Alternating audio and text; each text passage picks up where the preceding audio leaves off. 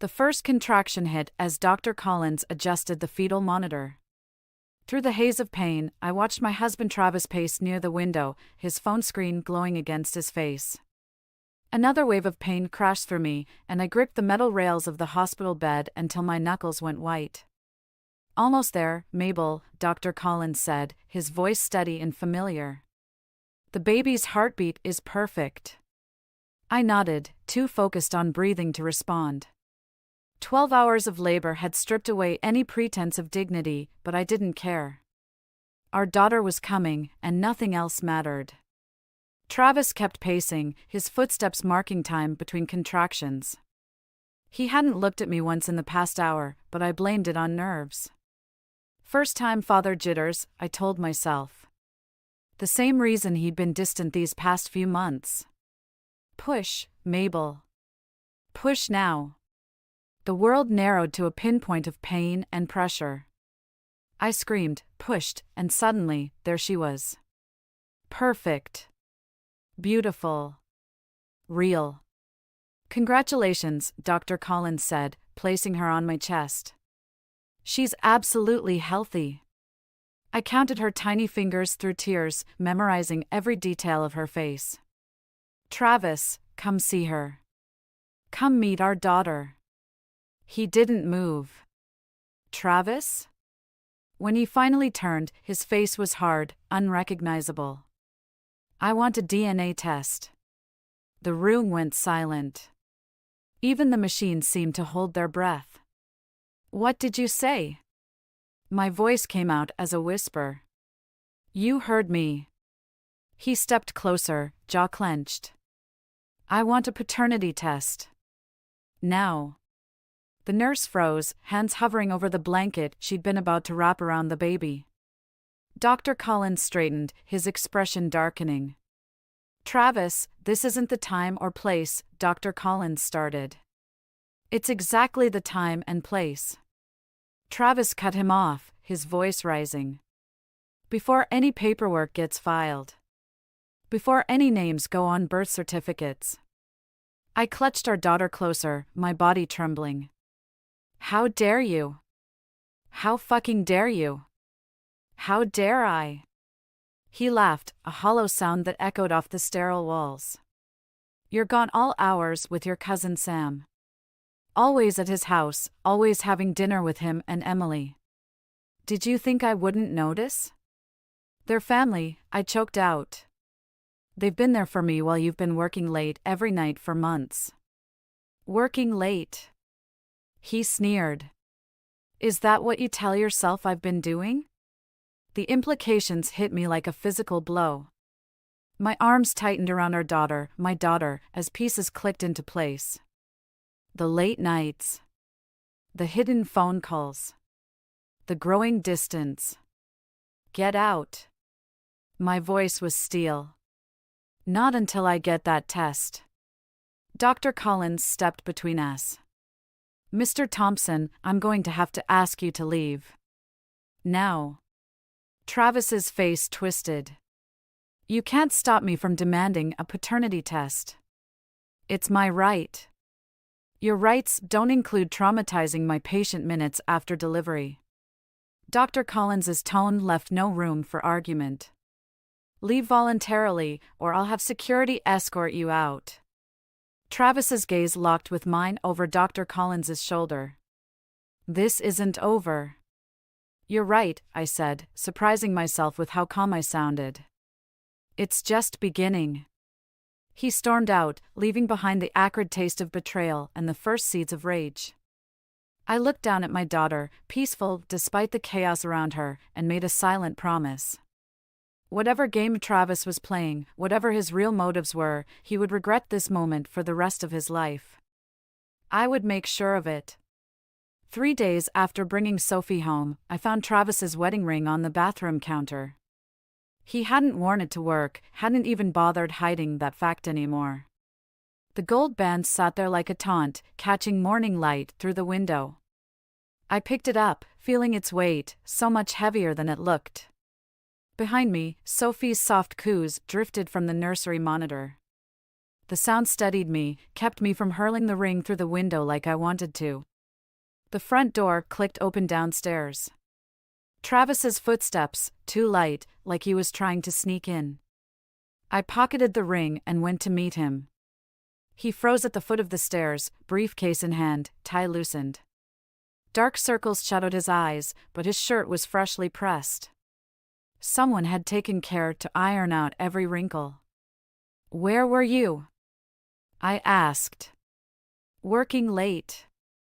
Big merger coming up." The lie rolled off his tongue smooth as honey. "I crashed at the office." "Funny." I called the office at midnight. No answer. His jaw tightened. I was in the conference room. Phone was on silent. "The cleaning crew said you left at 6. You're having me followed now?" "Just connecting dots, you're leaving everywhere." I pulled out his ring. "Like this one." Color drained from his face, but he recovered quickly. I took it off to shower. 3 days ago? "What do you want from me, Mabel?" His voice rose, sharp edges cutting through the quiet house. Sophie started crying upstairs. "I want the truth. I want to know why you're destroying our family before it's even started." "There you go again, making everything dramatic." He set down his briefcase, straightened his tie. "I'm working to provide for that baby you're so sure is mine." The casual cruelty of it stole my breath. "Get out. This is my house too." "The house my father's life insurance paid for?" "That house." I stepped closer, voice low and steady. "The one you convinced me to put only in your name because of some bullshit about tax benefits?" Something flickered in his eyes, surprise, maybe fear. He hadn't expected me to remember that detail. "You should be grateful," he said. "I've given you everything." "No. You've taken everything. But you won't take her." Sophie's cries grew louder. "I'm calling a lawyer tomorrow." He laughed, but it sounded hollow. "With what money? Your part-time salary? The savings you don't have access to anymore?" Ice spread through my veins. "What did you say?" "Check the accounts if you don't believe me." He picked up his briefcase, straightened his shoulders. "I'm going to shower. We can discuss this like adults when you've calmed down." I watched him climb the stairs, each step deliberate and controlled. The moment he was out of sight, I grabbed my phone, logged into our joint account. Zero balance. Savings account? Access denied. Credit card? Declined. My hands shook as I called Sam. He answered on the first ring. "I need help," I whispered, afraid Travis might hear. "He's taken everything." "Stay there. Emily and I are coming over." "No, I need to leave. Now." "While he's in the shower." I was already moving, grabbing Sophie's diaper bag. "Can you meet me somewhere?" "Our place." "I'll call Dr. Collins too, he should know what's happening." "Thank you." I paused at Sophie's door, hearing the shower running down the hall. "Sam? There's something else." "The house." "I think he's been planning this for months." "We'll figure it out, Mabel. Just get yourself and Sophie out safely." I ended the call, scooped up my still-crying daughter, and grabbed her ready-packed overnight bag, the one I'd prepared 2 days ago when I first suspected things might come to this. As I strapped Sophie into her car seat, I caught movement in the upstairs window. Travis stood there, watching, phone pressed to his ear. His face was blank, unreadable, a stranger's face. I drove away without looking back, but his expression burned in my mind. He wasn't surprised. He wasn't angry. He looked satisfied. Like everything was going according to plan. But he'd forgotten something crucial. I wasn't the same woman he'd married. That woman died in the delivery room 3 days ago, replaced by someone with nothing left to lose and everything to fight for. Sam's dining room table disappeared under stacks of financial documents and printed emails. Emily paced behind him, bouncing Sophie while scanning bank statements over his shoulder. Dr. Collins sat across from me, his expression growing darker with each page he reviewed. He's been siphoning money for months, Sam said, tapping his laptop screen. Small amounts at first, then larger transfers starting about 6 weeks ago. Right around when he started demanding that DNA test. I traced the edge of a bank statement, numbers blurring together. Where's it all going? That's the interesting part. Sam turned his laptop toward me. Multiple accounts, all under different business names. But look at the registered address. I leaned forward, squinting at the screen. Wait. That's his mother's old house. The one that's been empty since she died. Empty, but not unused. Emily stopped pacing. I drove by yesterday. There's a car in the driveway, red BMW, new model. Something clicked. The woman I saw him with last month. At that coffee shop across town. My throat tightened. She was driving a red BMW. Dr. Collins cleared his throat. Mabel, there's something else you should know. He slid a document across the table. Travis came to my office yesterday, demanding Sophie's medical records. When I refused, he threatened to sue the hospital. He can't do that, Emily said. Can he? He's trying to build a case, Sam muttered, fingers flying over his keyboard. Make it look like Mabel's an unfit mother. Classic misdirection. My phone buzzed, another text from Travis's lawyer. Third one today. I ignored it. Got it. Sam's voice sharpened. Natalie James. 28. Works at Travis's firm as a junior partner. Started there 8 months ago. The room spun slightly. 8 months. Right when everything started changing. There's more, Sam continued. She just bought a house. Guess who co-signed the mortgage? Before I could answer, Sophie started wailing. Emily handed her to me, and I breathed in her baby scent, letting it anchor me. He's not just having an affair, I said quietly. He's building a whole new life. While systematically destroying yours, Dr. Collins added. The timing's too perfect. This was planned. My phone buzzed again. This time, I looked. They're filing for emergency custody, I whispered. Claiming I'm mentally unstable and fled with Sophie against court orders. My hands started shaking. There aren't any court orders. Not yet, Sam said grimly. But there will be. He's trying to force you back home where he can control the narrative. Dr. Collins stood abruptly. I need to make some calls. That DNA test he's demanding? I think I know who's handling it at the lab. We need to make sure it's done properly. It won't matter, I said. She's his. He knows she's his. This isn't about Sophie at all. Emily sat beside me, her hand warm on my shoulder. What do you mean? The house. The money. The girlfriend. I looked down at Sophie, now sleeping peacefully. He needed a reason to leave that made him look like the victim. What better way than accusing your pregnant wife of cheating? Sam's typing stopped. The insurance money. Your father's house.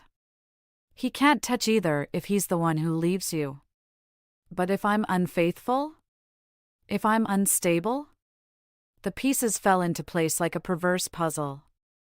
He gets everything. Not everything, Dr. Collins said from the doorway. He doesn't get the truth. He pulled out his phone.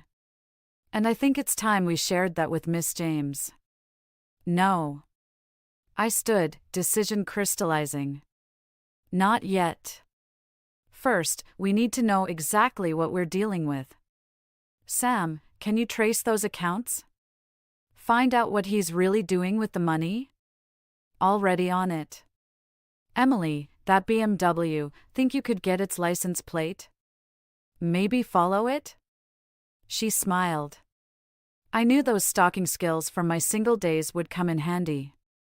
Dr. Collins? I turned to him. I need one more favor. He nodded. Name it. Help me protect Sophie. Whatever happens next, she needs to be safe. You have my word. He paused. Your father would be proud, Mabel. He always said you were stronger than anyone knew. I looked around the room at these people who'd become my fortress, then down at my daughter, the one pure thing in this mess of lies. Travis wants to play games? I said softly. Fine. Let's play. The courthouse loomed gray and imposing in the morning light. I adjusted Sophie's carrier, her warm weight against my chest the only thing keeping me steady. Emily squeezed my hand as we climbed the steps, Sam and Dr. Collins flanking us like guards. Remember, Sam whispered, let the lawyer do the talking. The emergency custody hearing. Travis's latest move in a game I was only beginning to understand. We pushed through heavy doors into fluorescent-lit halls that smelled of dust and desperation. Travis stood outside courtroom 3, designer suit pristine, talking quietly with a woman I didn't recognize. When he saw us, his expression shifted, something predatory flickering behind the professional mask. Mabel. He stepped forward, voice dripping concern. You're looking tired. Maybe this could have been avoided if you'd just come home. Before I could respond, Dr. Collins moved between us. Save it for the judge, Mr. Thompson. The woman beside Travis cleared her throat. Dr. Collins. I wasn't expecting to see you here. Miss James, I presume? Dr. Collins's voice carried just enough volume to echo. Interesting choice of venue for your first meeting with Travis's wife. The woman, Natalie, paled. Her eyes darted between Travis and Sophie, realization dawning in slow, horrible waves. Wife? She took a step back. You said you were separated. That the baby. Natalie, not now. Travis grabbed her elbow, but she yanked away. You said she cheated. That the baby wasn't yours. That's why she stopped, hand flying to her mouth. The corridor fell silent. Even Sophie, usually fussy in crowds, seemed to hold her breath. That's why you what? Emily's voice cut through the tension like a blade. Natalie looked at Travis, then at me, then down at her own stomach. The gesture was unconscious, instinctive, and devastating in its implications. Oh God, I whispered. Travis's lawyer appeared, trying to hustle everyone into the courtroom, but the damage was done. I watched Natalie flee down the hallway, heels clicking against marble, leaving behind the wreckage of her revelation. Inside the courtroom, Travis's lawyer painted me as unstable, paranoid, a flight risk. Presented evidence of my supposed affair with Sam. Demanded immediate return of Sophie to the family home, to Travis's custody. Our lawyer countered with bank records, Dr. Collins's testimony about Travis's behavior at the hospital. Evidence of his systematic financial abuse. But it was Natalie's unplanned appearance, an unspoken confession, that changed everything. The judge denied Travis's emergency petition. Granted me temporary full custody. Ordered Travis to restore access to our accounts pending a full hearing. This isn't over, Travis hissed as we left the courtroom. You have no idea what you're dealing with. I turned to face him, really looked at him for the first time since Sophie's birth. The man I'd married was gone, replaced by someone I never really knew. You're right, I said quietly. It's not over. Because now I know why you needed that DNA test. Why you needed me to be the villain in your story. I adjusted Sophie's carrier, making sure Travis could see her face, his face, in miniature. You needed an escape plan before your new baby arrives. Before anyone could question the timing. He flinched. Actually flinched. Mabel. Sam's voice, urgent. We need to go. Now. In the parking lot, Emily grabbed my arm. Look. Natalie stood by Travis's car, phone in hand, scrolling through what looked like photos.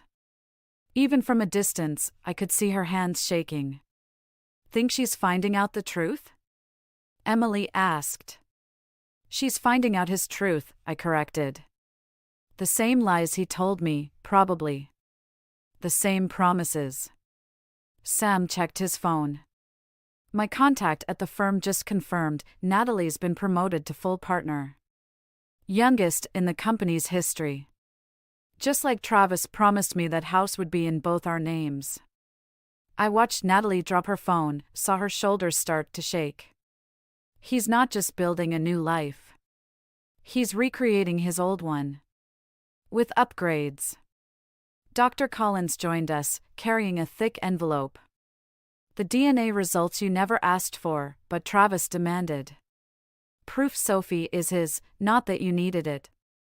No, I said, watching Travis rush to Natalie, trying to explain, to control the situation just like he'd done with me. But I think I know someone who might want to see them. I took the envelope, made a decision. Emily, still got Natalie's license plate? She nodded. Good.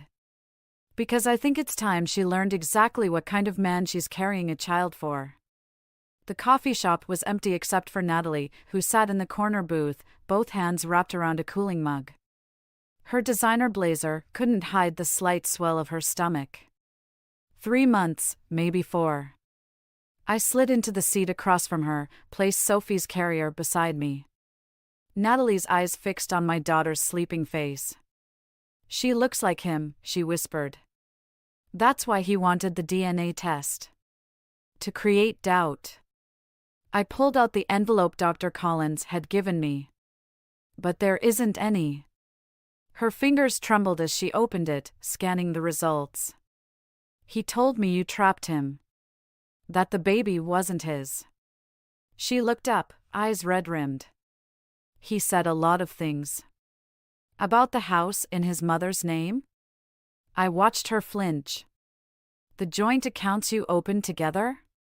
How did you? Because he did the same thing to me. Different house, different accounts, same promises. Sam's text lit up my phone, files downloaded. You were right about the offshore accounts. He's been moving money, I said, sliding my phone across the table.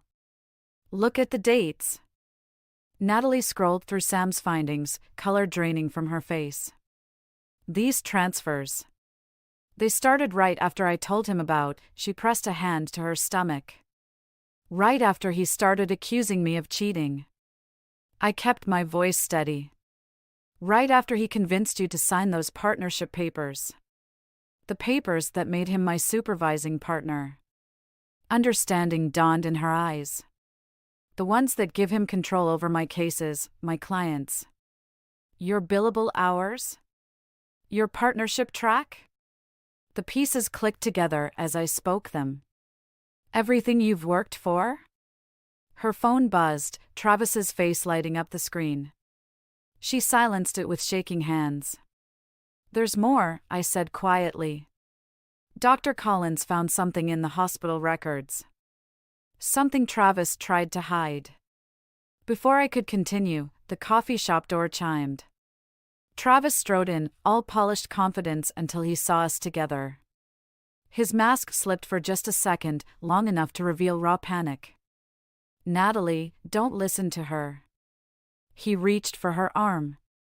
She's unstable, remember? The court documents prove it. The ones your lawyer fabricated? I stood slowly. Or the ones Dr. Collins is submitting to the medical board about your attempted tampering with hospital records? You're lying. but his voice wavered. About the vasectomy you had 3 years ago? The words hit him like physical blows. The one you got right after telling me you wanted to start a family? Natalie made a small, broken sound. What? Check his medical records, I said, never taking my eyes off Travis. The ones Dr. Collins found when you demanded Sophie's DNA test. Funny how that worked out, isn't it? Travis lunged for my phone on the table, but Natalie was faster. She clutched it to her chest, backing away from him. Don't, she whispered. Don't you dare. Baby, let me explain. Like you explained about being married? Her voice rose. About the house? The accounts? About being physically incapable of fathering my child? The coffee shop had gone silent. Even Sophie slept on, oblivious to the destruction unfolding around her. Who is it?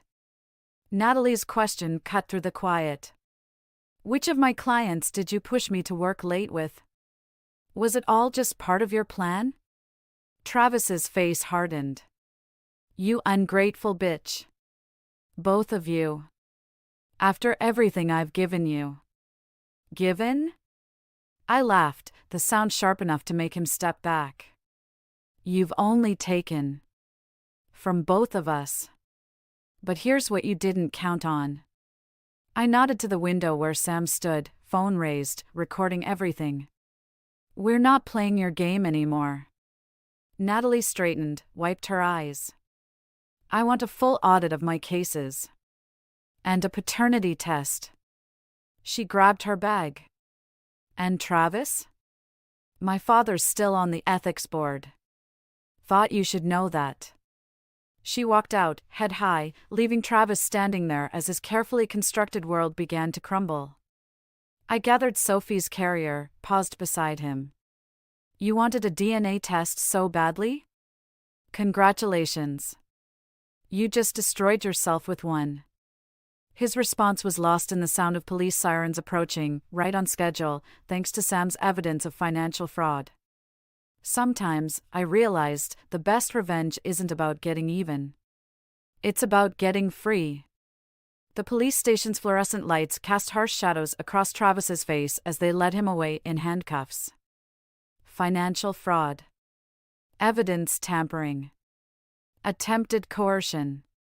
The charges kept mounting, but I felt hollow inside, watching his destruction unfold. Mrs. Thompson? A detective appeared beside me, holding a stack of files. We found something else you should see. I followed her to an interview room, leaving Sophie with Emily in the waiting area. Sam and Dr. Collins were already inside, faces grim. There were other women, the detective said, spreading photos across the table. Before you. Before Natalie. Each photo told the same story, different women, same pattern. Houses in his mother's name. Joint accounts drained dry. Lives systematically dismantled. He's done this before? My voice sounded distant, strange. 3 times. Sam picked up one photo. All professional women. All pregnant when he left. The children? None were his. Dr. Collins's voice was gentle. The vasectomy was 9 years ago, not 3. Everything was a lie, Mabel. From the very beginning. The room tilted sideways. I gripped the table edge, bile rising in my throat. But Sophie is yours, Dr. Collins said quickly. The DNA test proved that. But Travis isn't her father. Memory hit like a physical blow, that Christmas party last year. The drink that tasted strange. The morning I couldn't quite remember. Oh God. The pieces clicked together with sickening clarity. He planned it. All of it. We found these in his private email. The detective slid over printed messages. He tracked your fertility cycle. Arranged everything. Why? The question burned like acid. Your father's insurance policy. Sam's hands clenched into fists. The one that only pays out to biological grandchildren. The room spun faster. Travis hadn't just betrayed me, he'd violated me in the most fundamental way possible. Used my body, my child, my entire life as pawns in his scheme. Mrs. Thompson? The detective's voice seemed to come from far away. There's more. Your house. It's been sold. What? This morning. Before we arrested him. The money's already been transferred offshore. I thought of Sophie's nursery. The garden I'd planted.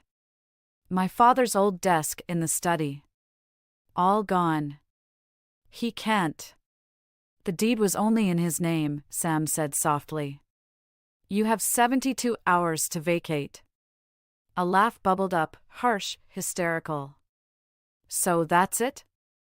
He wins? Takes everything and walks away? Not everything, Dr. Collins said. Not Sophie. A child he arranged to create? My voice cracked. Using methods that we can't prove without destroying her life? What kind of mother am I, bringing her into this nightmare?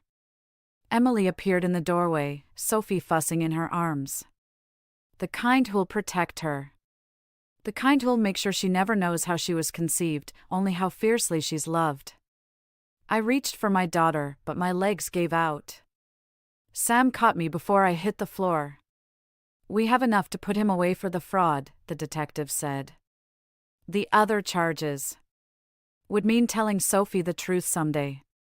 I pulled myself up, steel replacing the weakness in my spine. No. He doesn't get to destroy her too. Mabel, Sam started. No. I stood straighter, decision crystallizing. He wanted to play with lives? Create children for profit? Fine. Let's see how he likes it when the game changes. What are you thinking? Emily asked. I took Sophie from her, breathed in my daughter's sweet baby scent. Dr. Collins, you said there were other women? Other children? He nodded slowly. Find them. My voice was steady now, cold. All of them. Every woman he's destroyed, every child he's tried to use. Let's show Travis what happens when his victims stop being victims. And become what? Sam asked quietly. I thought of Travis in handcuffs, still smirking like he had a secret escape plan. Still thinking he was the smartest person in the room. Survivors, I said. We become survivors. And then we become his worst nightmare. Sophie grabbed my finger, squeezed tight. In that grip, I felt strength returning. Travis thought he'd broken me, but he'd only shown me what I was capable of. Sometimes rock bottom isn't an ending. Sometimes it's just the foundation you build your revenge upon. The prison visiting room smelled of industrial cleaner and desperation. Travis sat across from me, orange jumpsuit stark against his pale skin, that familiar smirk still playing at his lips. Come to gloat? He leaned back, trying to project confidence despite the handcuffs. No. I placed a manila envelope on the table between us. Come to make a deal. His eyes narrowed. I'm already facing 15 years. What could you possibly offer? Names. I slid 3 photographs across the table. Rachel Stevens. Maria Delgado. Sarah Chin. The smirk vanished. Your previous victims, I continued. All successful women. All with children they raised alone. All with stories remarkably similar to mine. Prove it. But his voice wavered. They're in the next room. Along with Natalie. I tapped the envelope. And documentation of every account you've hidden offshore. Every property you've transferred. Every lie you've told. He lunged forward, but the chains caught him. You're bluffing. Rachel's daughter just turned 9. Maria's son is 7. Sarah's twins are 5. I met his gaze steadily. Want to guess what they all have in common? Understanding dawned in his eyes. You can't prove anything. DNA doesn't lie, Travis. Not when it shows all 4 children share the same father. I pushed another document forward. Your medical records. The vasectomy reversal you had before each marriage. The fertility tracking. The drugs found in my system from last Christmas. His mask cracked. What do you want? Everything. The house. The accounts. The trust fund you set up for your future children. I leaned closer. Sign it all over, or every prosecutor in every state where you committed fraud gets these files. You'd do that? He sneered. Let everyone know how your precious daughter was conceived. Sophie will know she was born from love. My love. The rest? I shrugged. Just proves what a monster you are. They'll never believe you. Already have. Sam's voice came from behind me as he entered with Dr. Collins. The DA's very interested in pattern recognition, especially when it involves premeditated assault. And medical board ethics violations, Dr. Collins added, placing more files on the table. Falsified records. Coerced procedures. It's quite a list. Travis's eyes darted between us, calculating. I'll still have my practice when I get out. My reputation is already gone. Natalie stepped into the room, followed by 3 women I recognized from the photos. We're done being silent. All of us, Rachel said. Every single one, Maria added. Sarah placed her hands on my shoulders. Together. Travis slumped, defeat finally reaching his eyes. You've destroyed everything I built. No. I stood, gathering the files. You did that yourself. We're just making sure you can't build it again. The papers are ready, Sam said. Sign them, and we keep the worst of it quiet. Refuse. He gestured to the women around the room. We all go public. Travis's hand shook as he signed, his signature a broken version of its usual flourish. Congratulations, he spat. You got your revenge. This isn't revenge. I gathered Sophie's carrier from where Emily waited by the door. This is justice. For every woman you hurt. Every child you tried to use. And this? He nodded at Sophie, one last attempt to wound. How will you explain her existence? With pride. I lifted my daughter, let her presence strengthen me. Because she'll grow up knowing she saved not just me, but all of us. Your attempt to create the perfect victim created something else instead. What's that? A family. I turned to the women who'd become my sisters in survival. One you'll never understand or destroy. We left him there, broken and alone, his carefully constructed world of lies finally shattered.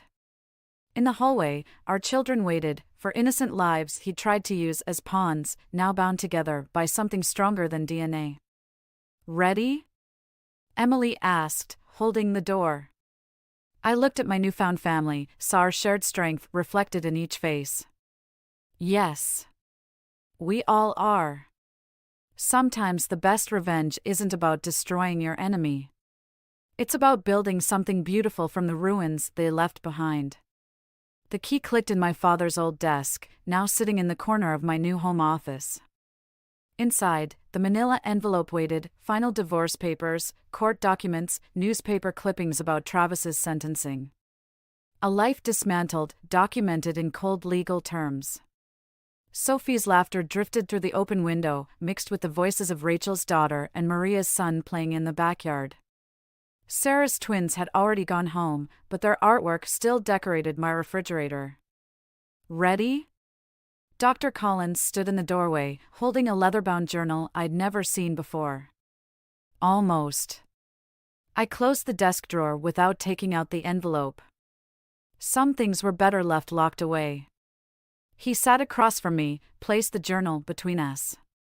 Your father gave me this the day before he died. Asked me to hold on to it until you needed it most. My hands trembled as I opened it. Dad's familiar handwriting filled the pages, observations, suspicions, notes about Travis dating back to our engagement. He knew? My voice cracked. He recognized something in Travis. Something he'd seen before. Dr. Collins leaned forward. In your mother's first husband. The world tilted sideways. What? Your father wasn't just my patient, Mabel. He was my best friend. We spent years tracking men like Travis, trying to protect other families. He tapped the journal. Your father knew he was dying. Knew he couldn't protect you himself. So he left breadcrumbs, the insurance policy, the medical records I had access to, even the connection to Natalie's father on the ethics board. All this time, I traced Dad's signature on the last page. He was still watching over me. A crash from outside interrupted us. I rushed to the window, but it was just Sophie knocking over the soccer goal. Emily helped her set it right while Sam recorded everything on his phone, probably for the documentary he was making about Travis's victims, no. Survivors.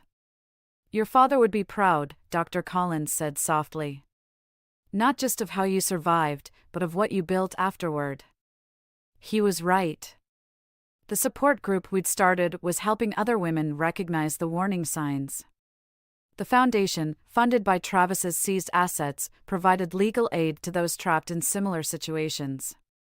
Even Natalie had found her place, using her law degree to advocate for stronger fraud protections. There's something else. Dr. Collins pulled out an envelope. The ethics board's final decision came today.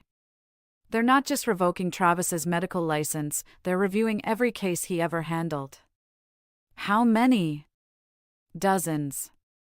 Maybe hundreds. He sighed. Some wounds we can heal. Others we can prevent. I stood, decision made. The Foundation's next project, tracking down every patient he might have hurt. Offering help, support, whatever they need. Using his own money to undo his damage? Dr. Collins smiled. Perfect justice. A small hand tugged at my skirt. Sophie stood there, grass-stained and grinning, holding up a dandelion. Behind her, Rachel and Maria chatted on the patio while their children played. Emily arranged snacks while Sam edited footage on his laptop. My new family, built from the ashes of Travis's destruction. For you, Mama, Sophie said, offering the dandelion. I lifted her onto my lap, breathed in the scent of sunshine and childhood. Make a wish? She blew, sending white seeds dancing through the air. Some would take root, I knew. Grow strong despite harsh conditions. Transform into something beautiful and resilient. Just like us. Dr. Collins gathered his things to leave, but paused at the door. Your father's last note, the one he wrote just for you. Did you want to read it? I looked at Sophie, at the family gathering in my backyard, at the Foundation paperwork on my desk. At all the ways love could triumph over hate, truth over lies, justice over revenge. No, I said softly. I think I already know what it says. Because in the end, Dad had given me everything I needed, not just the tools to survive Travis, but the strength to build something better from the wreckage. Something that would help others find their way out of darkness. Sometimes the best revenge isn't about destroying your enemy's world. It's about creating a better one in its place.